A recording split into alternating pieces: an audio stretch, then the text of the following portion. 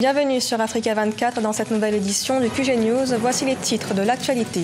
L'État zimbabwéen condamné à dédommager une militante des droits de l'homme du pays, kidnappée et torturée en 2008. La justice réclame une somme de 150 000 $. Au Mali, l'opposition forme une nouvelle coalition. Le Front pour la sauvegarde de la démocratie conteste la victoire du président Ibrahim Boubacar Keïta à l'élection du 12 août 2018. Et puis focus dans ce journal sur l'artiste peintre togolais Lazo. Depuis 2013, l'artiste recycle des pneus en objet de décoration, une manière de contribuer à la sauvegarde de l'environnement. Mais d'abord, en Tunisie, le chef du gouvernement, Youssef Chahed, confirme la tenue des prochaines élections législatives et présidentielles en octobre 2019. Une annonce qui vient ainsi confirmer. La date est déjà annoncée par le président, Béji Caïd Essebsi. Le Premier ministre promet des élections dans les délais constitutionnels, contrairement aux élections municipales qui ont eu lieu le 6 mai dernier, après de nombreux reports. Au Zimbabwe, l'État condamné pour torture, la justice zimbabwéenne réclame le versement de la somme de 150 000 $ en dédommagement à Justina Mukoko, une militante des droits de l'homme du pays, kidnappée et torturée en 2008. Une décision qui réjouit les défenseurs des droits de l'homme du pays. Gladys Mamba. 150 000 $ d'amende pour torture. C'est la somme ordonnée par la justice zimbabwéenne à l'État. La Haute Cour a exigé le 5 octobre le dédommagement par l'État de la militante des droits de l'homme, Justina Mukoko, d'ici le 31 octobre 2018. C'est un encouragement pour les défenseurs des droits de l'homme. Les risques de leur travail ne sont pas vains. Ce jugement envoie le signal fort que les crimes couverts par l'État ne peuvent pas rester impunis. Torturée, kidnappée et gardée au secret pendant plusieurs semaines en 2008, année des élections générales, Justina Mukoko avait été accusée d'avoir participé à un complot pour renverser le chef de l'État de l'époque, Robert Mugabe. Des charges qui seront finalement abandonnées en 2009. C'est aussi une façon d'assumer, même si la justice est censée être indépendante, d'assumer la continuité. Les faits ont eu lieu à l'époque Mugabe, la dame avait été accusée des complots et d'autres choses.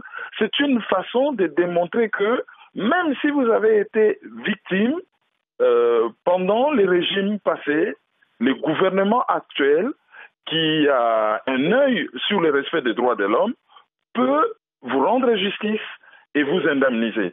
Donc c'est un message important qu'on envoie à la population. Cette peine décrétée par la justice zimbabwéenne pourrait marquer un tournant dans la défense des droits de l'homme au Zimbabwe.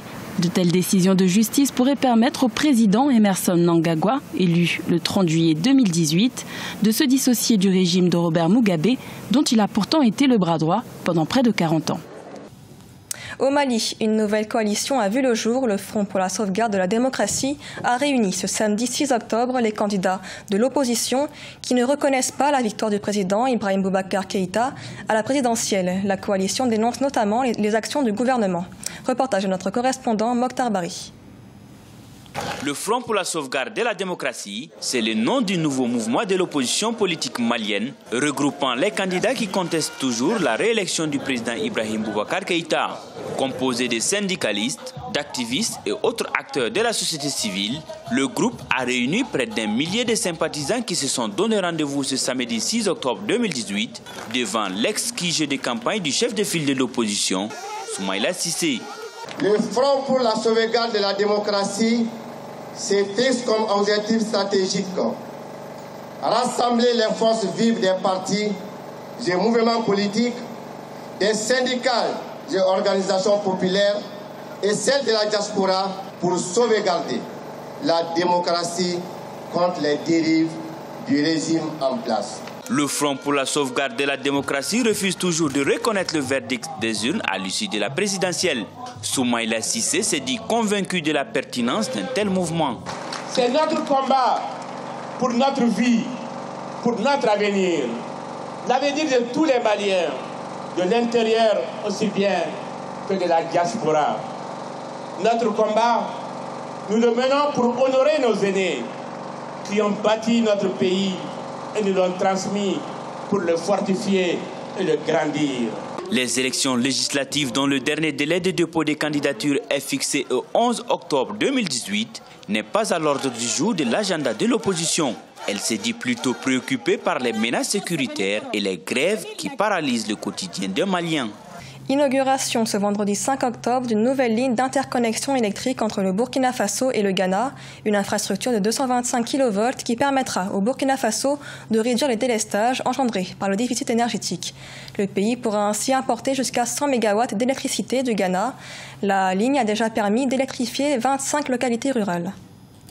Au Togo, focus sur l'artiste peintre Lazo. L'artiste transforme depuis 2013 des pneus usés en objets de décoration. Aujourd'hui, Missiamé Maurice, de son vrai nom, envisage de créer un centre de formation pour transmettre son savoir-faire et ainsi contribuer à la protection de l'environnement.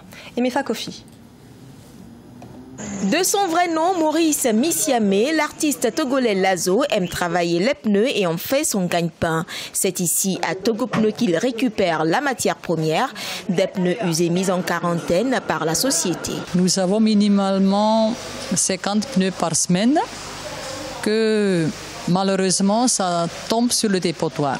L'artiste Lazo, lui, récupère certains de ces pneus usés, les transforme en pots de fleurs, jouets pour enfants et bien d'autres objets d'art. J'ai dépassé une étape où j'ai travaillé sur les pneus individuellement.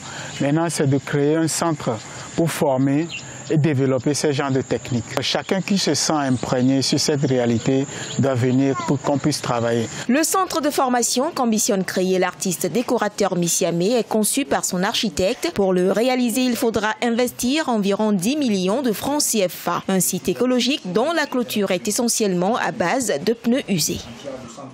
Notre toiture même aussi sera faite avec le pneu. Vous voyez donc. Après ça, il y a seulement les matériaux de construction locaux. Il y a comme les briques de terre cuite, les bambous et tout ce qui est naturel. Artiste peintre depuis 2003, Maurice Missiamé dit Lazo enregistre 4 ans d'expérience dans la décoration de pneus. Ses œuvres sont vendues aux particuliers et aux responsables d'aires de jeu pour enfants. Ce journal a été réalisé par l'ensemble de la rédaction. Merci de l'avoir suivi. Dans un instant, retrouvez une nouvelle édition de l'information sur Africa 24.